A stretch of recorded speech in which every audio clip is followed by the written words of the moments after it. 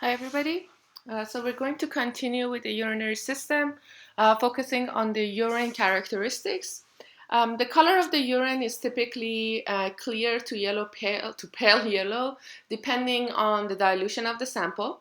The yellow color is associated with a waste product called urochrome, which is as a result of hemoglobin destruction. However, the color of the urine can be changed depending on some of the food that you have consumed, and also it can become cloudy if the person is suffering from urinary tract infection. The odor of urine is usually technically when urine excreted from the body. It doesn't have a bad smell. However, stale urine starts to smell because the bacteria starts to break down and metabolize the urea that is present inside the urine, and as a result, it will produce ammonia as a byproduct and consequently start to smell. In addition, people who are diabetic will have a fruity smell because their body starts to produce ketone bodies, which is a waste product associated with metabolism of fat, and as a result, their urine smells fruity because of those ketone bodies. We haven't talked about the specific gravity. A specific gravity is basically describing the amount of solutes that you will have inside urine, solute molecules, components or particles that you will have in urine. If you compare that, a pure water, a DI water, will have a specific gravity of 1.000. However, as you start to basically add the solute molecules within the filtrate, the specific gravity of the urine starts to increase. So if your urine is really dilute, it will be very similar to the specific gravity of water, which can be as close as 1.001. You never urinate pure water, so there would be still some solutes present. However, if urine is very concentrated, typically the solute concentration would be much higher, and it could go as high as 1.035. A high consumption of salt would be one thing that will significantly increase the specific gravity because the excess salt needs to be excreted from the body. Some of the other characteristics is the urine pH. Urine pH is typically acidic. However, you do need to understand that the urine pH is a way for your body to maintain blood pH homeostasis. So urine pH can change based on what you have consumed to make sure that your blood pH stays the same. So fluctuation in a urine pH can go relatively acidic as low as 4.5 and as high as about 8 in a scale of your pH. Typically, if you have high protein diet, because of the byproducts of proteins, urine typically is acidic. However, if you consume a lot of vegetables or whole grains, basically if you're a vegetarian, you become more susceptible to an alkaline urine. Now, if you look at the composition of urine, urine is typically about 95% water, and the rest of it, about 5% of it, would be solute. Majority of the solutes would be urea, followed by sodium, potassium, phosphate, and sulfate. For the focus of what you guys need to know, you do need to know the urea, sodium, and potassium as being the top three solutes that will be excreted as part of urine. The rest is something more for your knowledge. So let's go ahead and take a look at some of the disorders associated with the urinary system. One of the common ones that are not directly related to urinary system, but you can see the symptoms of it in urinary system is diabetes mellitus. We talked about the fact that there's two types of diabetes, type 1 and type 2. But regardless, when you have diabetes, you become susceptible to high glucose level in your bloodstream. Now, do remember that the only part of your body that can reabsorb, sorry, the only part of your nephron that can reabsorb your glucose would be your PCT. So let's take a look at this graph. I just want to show you this graph. It looks complicated, but let's just walk through it. So right here, I'll just start my point. So right here, what we have is we have the amount of the reabsorption that we have here. Oh, one second. Sorry. So we have the reabsorption ability. So basically, you say you introduce your glucose into your filtrate. So the purple line is basically the filtrate. And what you reabsorb is the line that you see right here in the darker shade of pink. Now notice how when you have these two lines are basically overlapping, that means you put the glucose in filtrate, but you reabsorb it as well. So you will have basically no glucose in your urine. Your glucose in urine would be almost, well, non-existent, right? Because you reabsorb 100%. However, you notice as the filtration starts to increase, what happens to the ability to reabsorb the glucose? It starts to plateau, correct? So you add more glucose into your filtrate, but that glucose is not going to be reabsorbed. Consequently, the amount of glucose that's going to be excreted is going to increase. So whatever is not being reabsorbed, that is being plateaued, is going to be excreted in urine. And in a normal healthy individual, you will be somewhere in this region where you will have 100% reabsorption and no excretion. And as you start to become basically pre-diabetic or suffering from diabetes, you will be testing positive for glucose in your urine. Now, going back to the previous slide, when glucose enters the filtrate and your body is not able to reabsorb 100% of that glucose, glucose is identified as a solute, which creates an osmotic pressure within your nephron tubules. That means that osmotic pressure is going to pull the water or hold on to the water within the filtrate and does not allow the water to be reabsorbed because sugar have a hold on it. Therefore, that water basically stays in the filtrate and will be excreted as part of urine.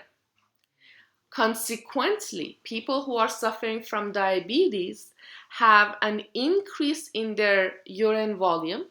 They do test positive for glucose in their urine, and because they are continuously losing water at a higher level, they feel dehydrated and continuously thirsty. The condition that we're describing is known as polyuria. Now, another condition that we have is urinary incontinence, which basically inability to control your micturition. Basically, you have no control, you have limited or no control over urination. The first few years of life, it's relatively normal because the external sphincter on the urethra hasn't fully developed. However, in adults, it could be the result of a stress, significant exercise, pregnancy, problem with prostate, or if the person is suffering from continuous recurring urinary tract infection. Renal calculi or kidney stones is another scenario. This is a scenario where the person probably will consume a significant amount of calcium in their diet, or their water intake during the day is relatively small, which basically make them more susceptible to limiting their filtration and therefore making them more susceptible to forming the crystal versions of calcium. So the crystal versions of calcium are either calcium phosphate or calcium oxalate or uric acid, which basically combine together and create blockage within the kidney tubules. Again, the reasons could be high calcium intake, low water intake, and the other one that I haven't mentioned, which we'll discuss in the fluid balance PowerPoint, is overproduction of PTH. PTH is a hormone called parathyroid hormone, PTH, parathyroid hormone, which causes an increase in your blood calcium. So basically it increases the blood calcium, and if that calcium is extra, it goes to your kidney, which causes the crystal buildup, and that leads to basically kidney stones. Typically, you can diagnose the individual by doing x-rays. As you can see on the picture, basically there is a kidney stone right here. All you can do is basically allow that kidney stone to pass through the renal tubules. You usually see blood in a person that's passing kidney stones. If the stone is relatively large and it's very difficult to pass through, then they do basically they shock the region in the back of the kidneys, which causes the stone to fragment to smaller pieces. But again, the only thing that you can do is basically increase your water intake and allow the kidney stone to pass through the urinary tract infection and basically excrete it as part of urine. Urinary tract infection, I already discussed it, but we're going to review it one more time. This is a result of a bacterial infection. We said that it is more common in females, and I do want you guys to know the two reasons. First is that female's urethra is shorter compared to men, so it's about 3 to 4 centimeters for female versus about an average of 20 centimeters for male.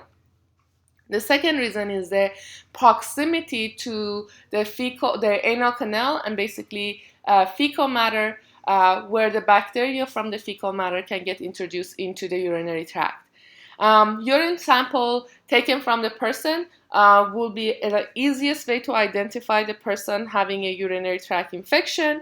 And the symptoms, if you don't have the diagnostic tool, the symptoms would be basically frequency of micturition, burning sensation when urinating, and those are the more common symptoms. And you might see blood in urine if the kidneys have been infected as a result of lack of treatment. Best treatment is antibiotics. Again, if it's a bacterial infection, your best treatment will be antibiotics. A lot of time people say drink cranberry. Cranberry creates an acidic environment, which basically makes the makes your urinary bladder more acidic and not so well of an environment for bacteria to grow. Acute renal failure, or ARF, is basically an abrupt loss of kidney. The most significant reason, or most common reason for acute renal failure is a significant drop in your blood volume, or if the kidney stone is blocking the passageway, which basically causes the stop of the fluid flow inside the kidney. Symptoms, best way to do is just basically look at the urine production, and you notice that urine production significantly decreases or becomes, basically a person will not be able to urinate. Now there is severe effects on the body if you think about the main functions associated with the kidney. Some of these functions includes edema, because your body is retaining water and there's no way to get rid of the extra water. Acidosis, because the body is unable to maintain its blood pH. Urea built up, which again is a waste product and you cannot remove that waste. Anemia, if you guys remember the hormone erythropoietin, which was responsible for production of blood cells. Anemia will be triggered if the person's kidneys are non-functioning, because basically they won't be able to produce the hormone. That causes drop in red blood cell production and hence anemia. And remember, the potassium is one of the main ions that would be removed and balanced. The person usually, ARF can lead to cardiac arrest because of high levels of potassium and inability of the body to remove those potassium ions. There is no necessary treatment, but the best way to deal with a situation like this would be to get a kidney transplant. Now, the scenario we discussed was acute renal failure. There's also chronic renal failure, which is basically the function of the kidney starts to decrease over time. This is a progressive disease and it's irreversible. So as the kidney function starts to drop, you basically will not be able to recover. So during you can have about 75% of renal reserves. Basically, I should say, there are 3 different stages of it. We can basically go through less and less of the nephron within a kidney being functional. During the end stages of renal failure, you have about 90% of the nephron not functioning properly, and the rate of filtration drops to about 10 to 15%. And these are the people that definitely require dialysis for survival. Best treatment, again, will be kidney transplant.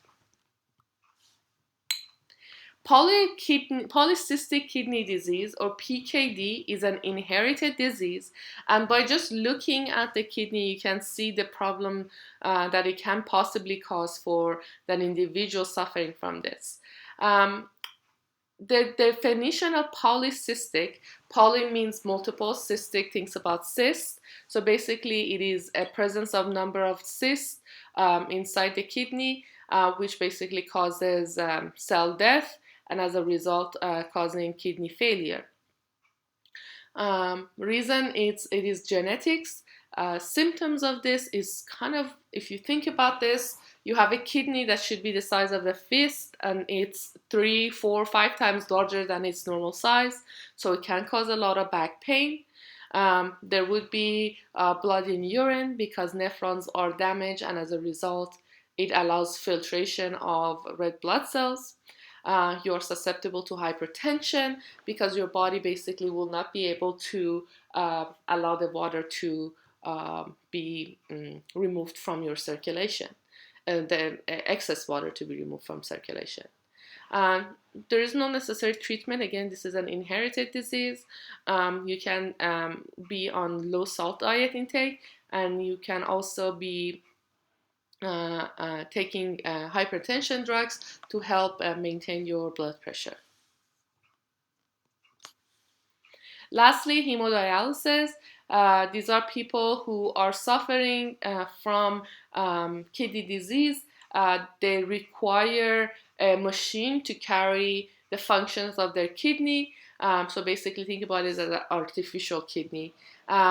This machine can remove harmful materials such as the waste products, urea, uric acid, as well as creatinine, and it also could add the components that your body actually reabsorbs, such as bicarbonate, to help balance your pH. Okay, I'm going to stop here, and we'll continue with fluid balance on the next PowerPoint.